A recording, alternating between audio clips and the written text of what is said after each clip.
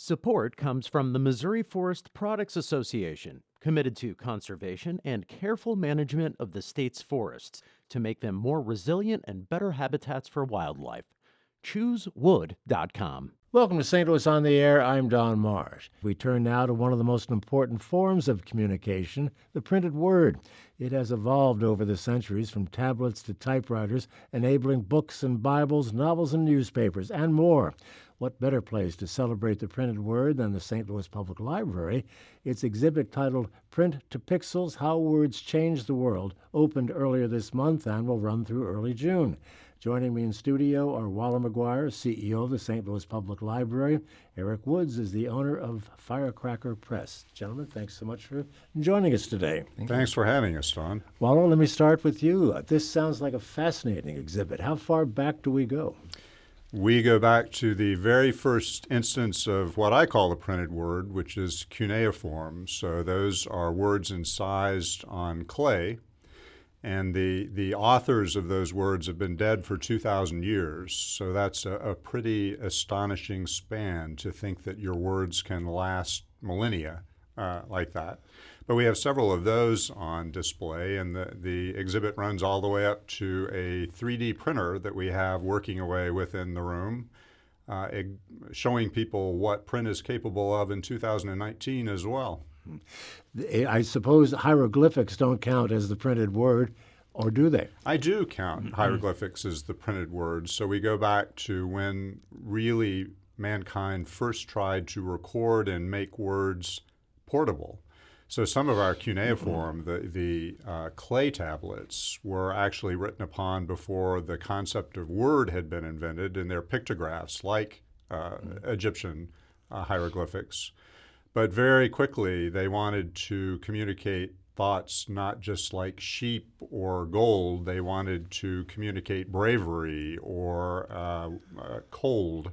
And so they invented the concept of words, and those were carved into clay as well. So hieroglyphics, we are counting as print and words, and we're also counting, for instance, illuminated manuscripts from monks and the early inscribers working through the Middle Ages. How did words change the world? In nearly every way possible. Really, we started this exhibit based around something called the Grolier exhibit the library has, which is this wild and bizarre and really quite fascinating collection created in the 1950s when it was the 500th anniversary of Gutenberg's press, and a group put together historic items having to do with printing. They put them in what I'd call an Airstream trailer and toured them all over North America and Canada, showing people what print had been through the years. That collection was given to us. It's full of amazing and beautiful and really quite astonishing things. But when you look at print and what it spilled into and what it did, we're a library, of course, so you can follow thoughts and curiosities and questions in all directions. So it spills into religion, it spills into technology, it spills into government. Print really, well, we meant what we said. It has changed the world and continues to do so. People talk about creating print that is introduced directly into the brain, and it makes one think, will that be print? How do we react to that? The World Wide Web has changed the world, but in our section of the world, print, words on paper, really truly are a powerful force and still are. So many of the words that are expressed today are not put on paper anymore. They're digital words that go into a computer and a generation from now may never be seen again. We talk about those too, and of course we do a huge business in those words. Print that's created just by a milliamp of current running through a screen. And those are, we have great concerns about those, the way that they are permanent for an instant and then they may disappear. And libraries worry about thoughts and phrases and knowledge that disappears that way. But people also have to worry, I'll point out, those words have a way of not disappearing and showing up often at inopportune times. Digital media is an interesting and sometimes dangerous form of print and communication. So it pays to think about these issues and how print does affect our lives and how we should pay attention to it. Eric Woods, I'm sure this is something you must give some thought to, given what you do, the digital world versus the physically printing of words. Sure. Yeah, you can't talk about print without talking about technology. Yep. And we talk about technology a lot these days. And most people think of that as digital technology, but digital technology doesn't exist without printing. The structure that we've got underlying all that digital technology came from the printed world. A lot of that terminology is very similar. So, at the Firecracker Press, our interest is in the last 500 years or so. We don't go quite back to 2,000 You're going to Gutenberg, years ago, I assume. but we basically go to Gutenberg. And folks often ask us, well, what's special about what Gutenberg did? And he gets credit for inventing the printing press, but you also have to consider the combination of tying the printing press to movable type. So letters on blocks that can be moved around, recomposed, printed, taken apart. The next day you come in and you work on another project. And that concept right there alone changes the world. What is your exhibit like at the library? Well, the great thing about this collaboration between the Firecracker Press and the St. Louis Public Library is that we're going to take our shop that's over on Cherokee Street, we're actually going to move it to the library. So in essence, we'll be taking presses, we'll be taking type, I'll take my phone, I'll take my desk, all the accessories we need to run the shop, and we'll actually be doing that from the library location, from the central library. What kind of printing will you be doing there? We're doing letterpress printing, and that is Gutenberg's invention, more or less. And we talk about technology. People want to know what letterpress is, and really letterpress was simply printing after Gutenberg sort of developed this technology. It took about 400 years for that to change and a technology to advance so that there were subsections of what printing is, be it offset printing or today digital printing. So what we're doing wouldn't have been all that particularly special 100 years ago, but now that we've got other forms of communication, it certainly has a contrast. Waller, are you going to take down the "Please be quiet" signs at the library? Sounds like it might be a little noisy. We are, yes. We're taking down all sorts of misconceptions about the library because I'll point out Eric and Firecracker is going to be doing this right in the Great Hall. It's one of the things that they were eager to do, and we asked them to. We want to show people just the impact, literally, of a press on paper and what's involved in it. So they're going to be doing this right out in the Great Hall. And not only is it the printing press, part of this exhibit is built around typewriters because it's our argument that typewriters were a huge portion of the development of printing and making everybody a printer at home. And there's another collaboration. We're working with the Jones Typewriter Company, who's right here in St. Louis. And so we've got an exhibit of some of the very earliest, in fact, the earliest commercial typewriter ever made. But we've also got a display of early typewriters that people can work on, can type on. And it's been funny. People are lining up. You and I can't believe this, but there are people who've never touched a typewriter or heard it clack. It's been a long time since we've heard the clack of a typewriter in the Great Hall. So there are all sorts of noises going on in the Great Hall, and that's a great thing. It's funny you should mention that. We're not very far from a St. Louis Public Radio newsroom, and every time I walk into that room with all the busy reporters and hear nothing, yes, I think back to the early days when I started. All you heard was the clacking of typewriters and wire machines. Eric actually has a linotype as part of his operation, which I would have loved to have moved into the Great Hall. That's another huge step forward in technology and printing. It really made modern newspapers possible, but they're such vast, enormous machines. They're the ones that Thomas Edison called the eighth wonder of the world because they're so complicated.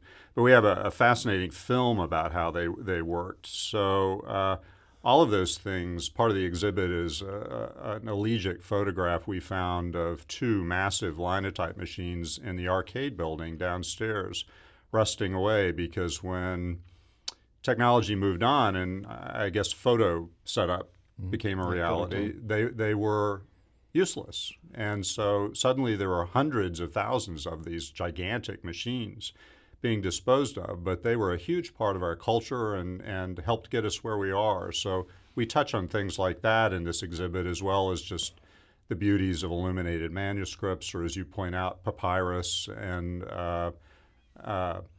there is in this collection, it's part of the Grolier collection, a King James Bible, which is an astonishing thing. That is literally the first time some of the most famous words in the English language ever appeared.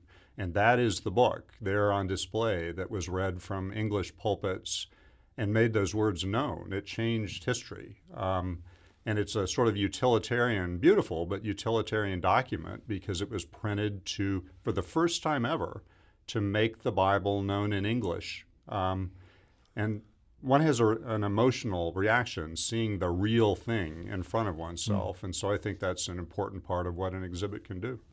Eric, I've forgotten some of my history here, but wasn't the Bible the first thing that Gutenberg printed?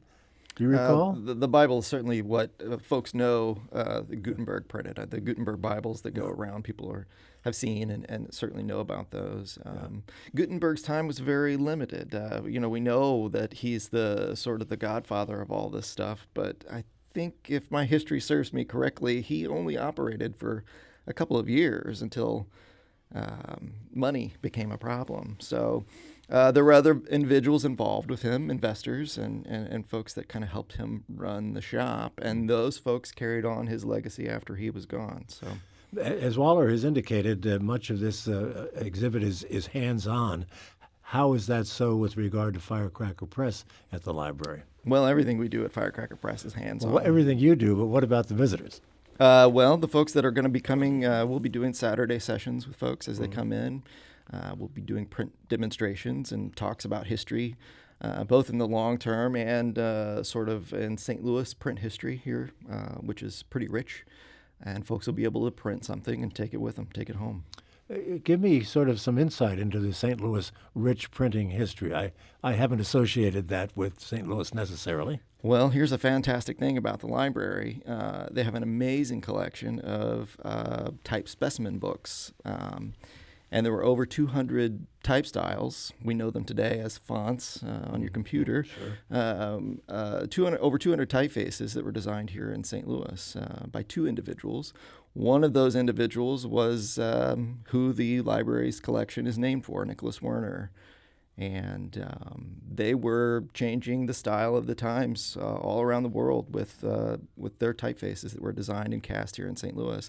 So we'll be talking about that a little bit, but also, the railroads, the shipping, all the industry that came through St. Louis needed printing of one kind or another. Are we ever going to reach the point where we will not have printing presses per se, that your industry will change that much? Well, the idea that print is dying has been around for quite a while.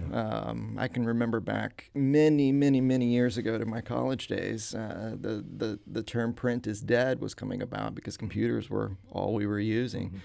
That hasn't happened yet. In fact, I think I could argue that there's more paper being used today than ever before, and all that paper is being printed on one way or another. Letterpress printing in particular is something that has certainly changed over time and moved out of an industrial application and into an art. And that's what we do at the Firecracker Press. Waller, I was surprised to hear you say a moment or two ago that there's a typewriter establishment here in town. I thought they were long gone. No, really dedicated group. And actually, we've had some people who visited the exhibit already and said, I've got a typewriter in the basement, and they've already shown up at the Jones Typewriter Company to have it repaired. So I told staff we may be starting a second wave. I don't know. But, yeah, there's still a dedicated – some people may know that Tom Hanks is a fanatical typewriter collector, and there are a lot of them. But a lot of people are anxious to keep them running, and my understanding is that the Jones outfit can do that. Yeah. Well, if vinyl is coming back in the record industry, I suppose typewriters could come back too. I've often joked that if I had a typewriter, where would I go to get a ribbon for the darn thing? And we've had to do that too, because we've got 3 of them out that people are using, and we're going through ribbons like wildfire. So that can be arranged too, Don. But there's just nothing like that satisfying impact when you hit a key and it smacks on on the page. And so we've got kids who literally have never touched one before who now want a typewriter. So, yep, new generation. I was going to ask you how kids are reacting to the typewriter. And it's the exhibit has been designed so we hope so that anybody can interact with it. You mentioned Gutenberg. I just wanted to say that often in the United States we do have a kind of obviously a Western point of view, but the history of print runs back into Korea and of course China, and it has, well, hundreds of years of history before Gutenberg sort of reinvented and brought technology together. So we point that out. But we try to create an exhibit that could lead into the children's library as well as the research collections. One of my favorite children's books, Clack Moo, which is about cows with typewriters, is part of the exhibit too. So we try to appeal and interest a wide audience. Eric, as someone who's spending some time in the library these days, what is your favorite part of the exhibit aside from your own participation? Well, that Werner collection, like I mentioned earlier, with all the type specimen, I know people from all over the world that come to St. Louis just to see those typefaces in books. Some pretty special stuff. I walked in the other day, straight through the front doors off of Olive, and I looked up in the ceiling, and there's 4 icons sitting there. One of them is Gutenberg looking down on you. You look around the outside of the building, there are printing presses over history that you can find out more about. But I just love walking around the library and seeing all the icons, the decorations, all the symbology that comes. It's a beautiful building, and it's full of all kinds of really great information. So, wonderful place. Waller, how about you? What really catches your attention the most?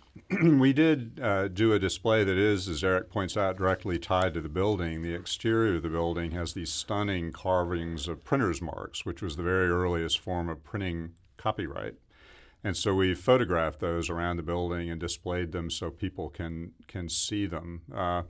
But really, some of the most beautiful and stunning and historic documents ever created, part of the exhibit. They're owned by St. Louis right here at the library. And it's not often that you can see something like that laid out in front of you and see 1,000 or 500 years of history go right by your eyes. And so we've tried to do that, and I hope it works.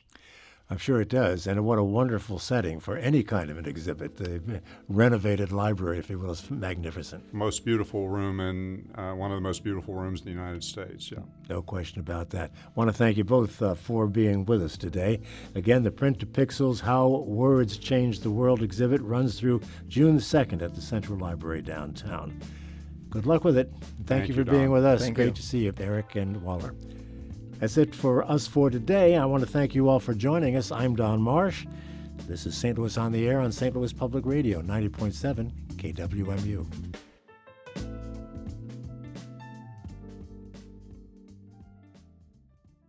Support comes from the Missouri Forest Products Association, committed to conservation and careful management of the state's forests to make them more resilient and better habitats for wildlife. ChooseWood.com.